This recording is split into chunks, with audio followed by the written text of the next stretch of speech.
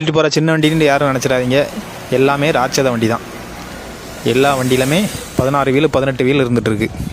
கேரளாவுக்கு இப்போ காய்கறி தேவை, அரிசி தேவையோட மணல் தேவை தான் அதிகமாக இருக்குது. அதனால தான் தமிழ்நாடு அரசும் வாரி வழங்கிக்கிட்டு இருக்காங்க அள்ளி. 24 மணி நேரமும் வண்டி போய்கிட்டே இருக்குது. கல், மண், ஜல்லி எல்லாம் போய்கிட்டே இருக்குது. இதுக்கு ஒரு எண்டே கிடையாதா அப்படிங்கிற மாதிரி போயிட்டுருக்கு. தென்காசி மாவட்டத்தில் ஒரு பெரிய பூகம்பம் வர வரைக்கும் அந்த மணல்குள்ளே போய்கிட்டே தான் இருக்கும். உச்சநீதிமன்ற மதுரை கிளை ஒரு தீர்ப்பு கொடுத்தாங்க. கேரளாவுக்கு 10 வீலுக்கு மேலே கொண்ட லாரியில் மணல் கொண்டு போகக்கூடாதுன்ட்டு. அதை நாங்கள் யார் கேட்கா? அவங்க இஷ்டத்துக்கு அள்ளி கொண்டு போயிட்டு தான் இருக்காங்க.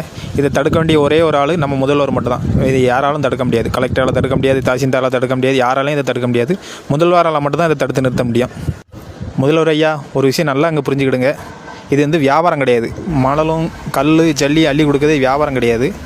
இது வந்து இயற்கையோட அழிப்பு, இயற்கையோட பேரழிவு. இது ஒரு காய்கறியோ அரிசியோ அப்படி இருந்தால் நம்ம திருப்பி உருவாக்கலாம். இது வந்து நம்மளால் திருப்பி உருவாக்கவே முடியாது. அதை தான் நம்ம கேரளாவுக்கு கொடுத்துட்ருக்கோம்.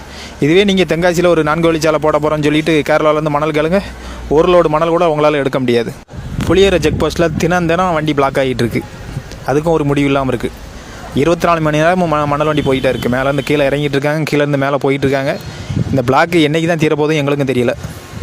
தென்காசி மாவட்டத்தில் மணல் அள்ளுவதுக்கும் கட்டுப்பாடு கிடையாது, விதிமுறையும் கிடையாது. மணல் கொண்டு போகிறதுக்கும் கட்டுப்பாடும் கிடையாது, விதிமுறையும் கிடையாது. 24 மணி நேரமும் போய்கிட்டே இருக்குது.